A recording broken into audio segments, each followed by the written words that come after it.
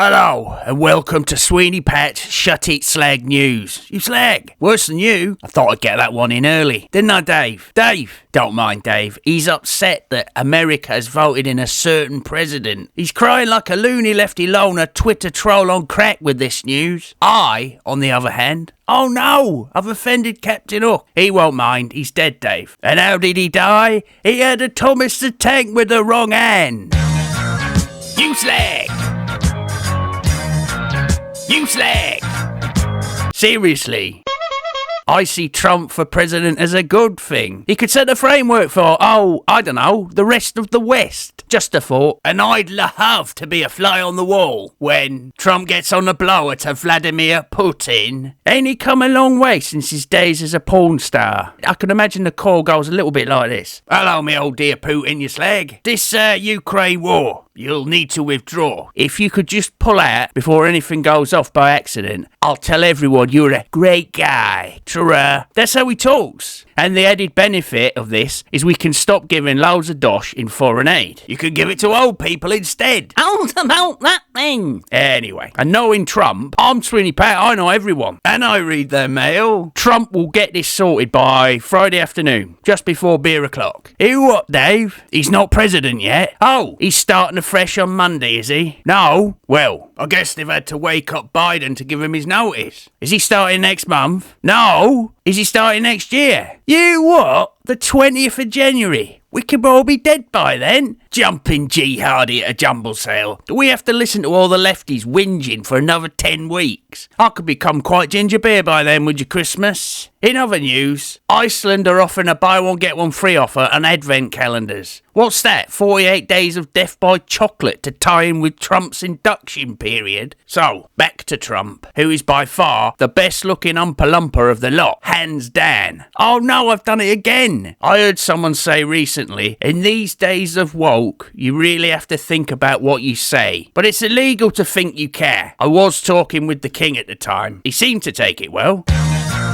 Dave, that's not the end of the show. This Trump presidency is such a big story that it's even being covered by the Sun newspaper with its unrivaled 13-page coverage of Mellow Yellow. In the I paper, that is highly offensive to people with cataracts. Trump wins in a thumping landslide and Kamala Harris can go back to New Zealand. Or is it Australia? What's that thing that sleeps all the time, Dave? No, not Biden. Clan. According to the Metro, Shattered Harris went to bed. I don't know how Trump does it.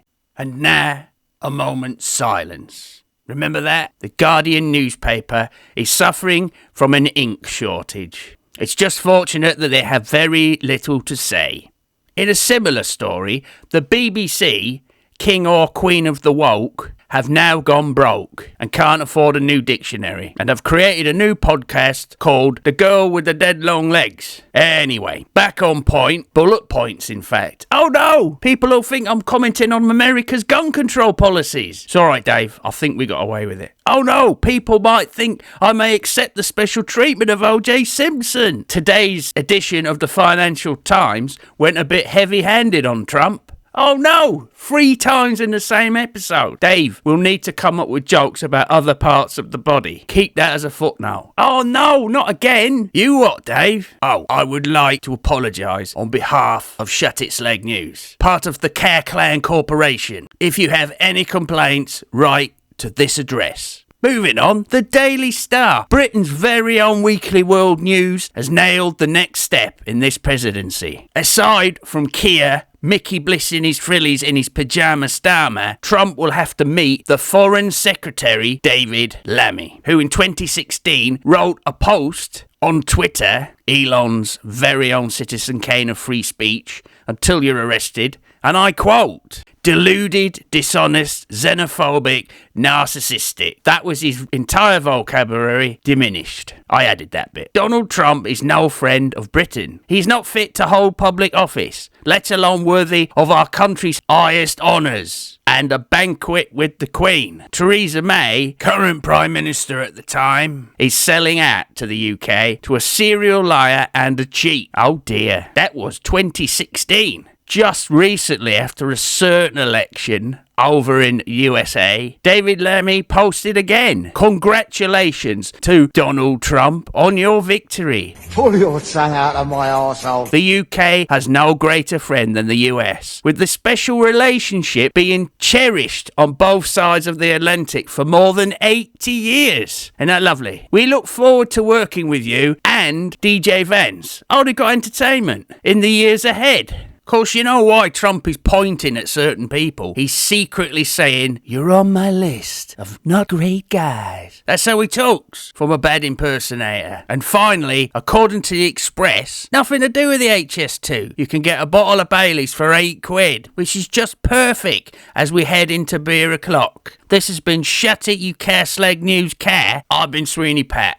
Ta-ra. You slag! You slag!